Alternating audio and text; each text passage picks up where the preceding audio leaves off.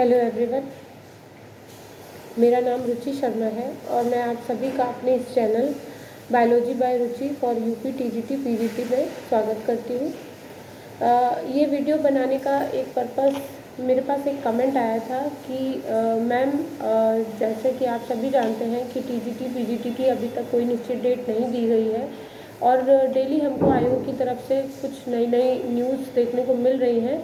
तो उनका मतलब ये था कि मैं इन सब चूँकि बहुत सारे लोग होते हैं कि अपने सारी चीज़ों को एक किनारे करके उनके पास इनकम का कोई बेहतरीन सोर्स नहीं होता है और वो अपनी तैयारी में कि हाँ कुछ दिनों की बात है, हम तैयारी कर लेंगे, आगे देखा जाएगा। तो चीज़ें जब आगे बढ़ने लगती हैं उनके साथ स्थितियाँ, जटिल परिस्थितियाँ विषम होती चली जाती हैं। आखिर उनको अपना परिवार भी देखना है, अपने बच्चे भी संभालने हैं।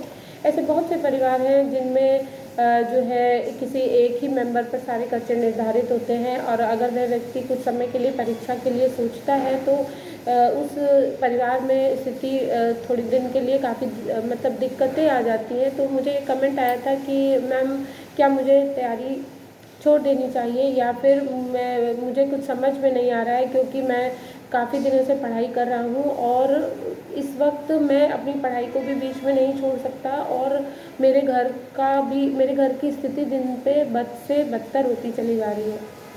मुझे यह कमेंट पढ़ के बहुत ही ख़राब लगा, क्योंकि ये सच बात है कि हम अपनी सारी चीज़ें को, सारी एक परिवार वाला व्यक्ति जो होता है अपनी सारी चीज़ों को पीछे करने के बाद ही किसी तैयारी के लिए सोच पाता है। क्योंकि मुझे लगता है टीजीटी पीजीटी की तैयारी में मैक्सिमम जो एस्पिरेंट हैं उनकी एज 30 से ऊपर ही है। तो ऐसे व्यक्ति मैरिड होते हैं, कुछ बहुत सारी हाउसवाइफ्स होते हैं, कुछ घर के मेन मेंबर्स होते हैं जो कुछ समय के लिए सारी चीज़ों को स्टॉप करके अपनी तैयारी करना चाहते हैं। ऐसे समय में जब डेट आगे हमको बहुत अधिक मतलब दिनों तक ये नहीं दिखता है कि आगे परीक्षा कुछ निश्चित तिथि हो रही है, तो बड़ा दिमाग में उलझनें हो जाती हैं कि अब क्या किया जाए। तो ऐसे एस्पिरेंट से मैं यही कहना चाहूँगी कि आपने अपने अपने तैयारी में एक बहुत बड़ा हिस्सा दिया है। आपने ये फॉर्म जो है 2022 में भरा था और 2022 से करते करते 2024 ख़त्म होने वाला है। तो लगभग 2 साल से ऊपर का समय आप अपनी पढ़ाई को दे चुके हैं। तो जो ऐसे एस्पिरेंट हैं जिन्होंने फॉर्म भरने के बाद या पहले से ही मान लीजिए 2021 में भरा नहीं हुआ, उसके बाद से उनकी तैयारी चल ही रही होगी, तो एक बड़ा हिस्सा आपने पढ़ाई को अपने दिया है। तो ऐसे समय में अगर आप बिल्कुल सरेंडर करके और दोबारा से मान लीजिए नए प्रोफेशन की तरफ या किसी प्राइवेट स्कूल में से जुड़ना चाहते हैं, तो मुझे नहीं लगता कि ये बहुत अधिक समझदारी की बात है। क्योंकि इस वक्त जो चीज़ें आयोग में चल रही हैं तो उसे ये लग रहा है कि हाँ थोड़ा डिले हो रहा है, 2 से 3 महीना या 4 महीना, मैक्सिमम हम 4 महीना मान सकते हैं, 4 मंथ मान सकते हैं, इससे ज़्यादा चीज़ें डिले नहीं होंगी। आप इस पर विश्वास रखिए। आयोग में जो गतिविधियाँ चल रही हैं, मुझे भी न्यूज़ कहीं किसी एक बेहतरीन सोर्स से मिलती है तभी मैं आप तक डिलीवर करती हूँ कि चीज़ें बहुत आगे नहीं खिंचने वाली हैं, क्योंकि सरकार पर भी प्रेशर है और वो बहुत आगे चीज़ें लंबी मतलब परीक्षा को बहुत आगे तक नहीं खींच सकते। तो ऐसे एस्पिरेंट से मेरा यही सुझाव है कि हाँ, आप तैयारी को स्टॉप मत कीजिए, लेकिन आप एक काम कर सकते हैं कि मान लीजिए आप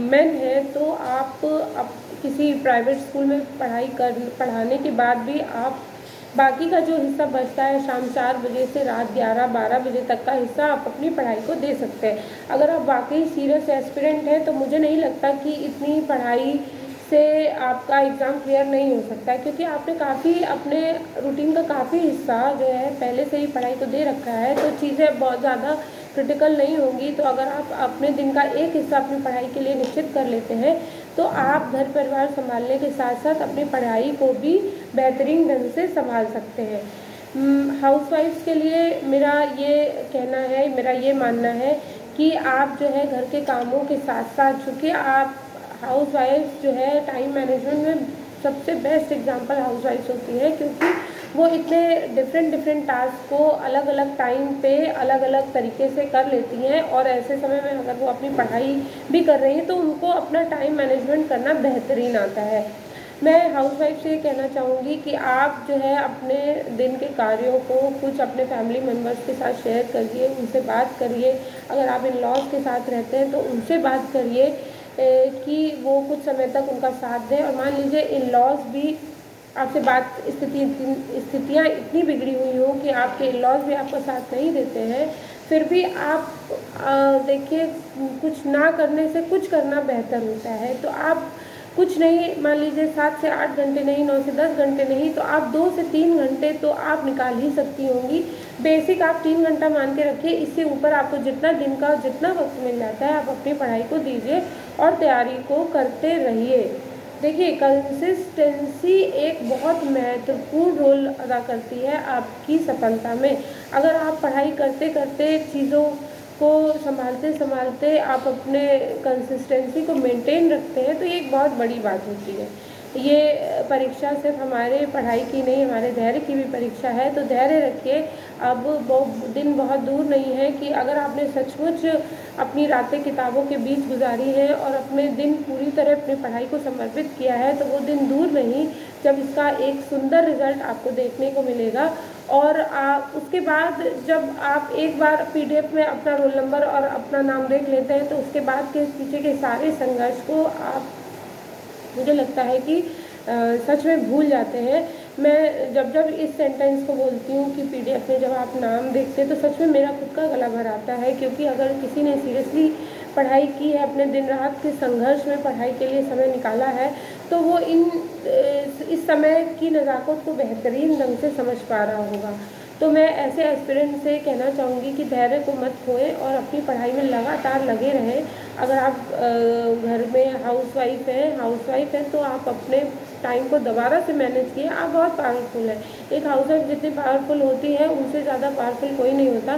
सारी चीज़ें संभालते हुए भी अपने मन में पेशेंस रखिए और पढ़ाई को कंटिन्यू रखिए।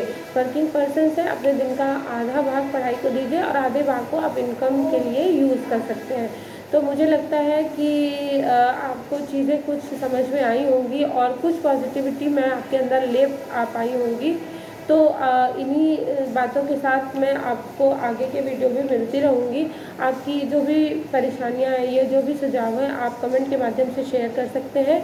और मेरे चैनल को सब्सक्राइब कीजिए और अपने सभी एस्पिरेंट के साथ, सभी दोस्तों के साथ शेयर करिए। मिलती हूँ आपसे अगले वीडियो में। तब तक के लिए बढ़ते रहिए, सफलता के लिए धैर्य रखे रहिए। धन्यवाद।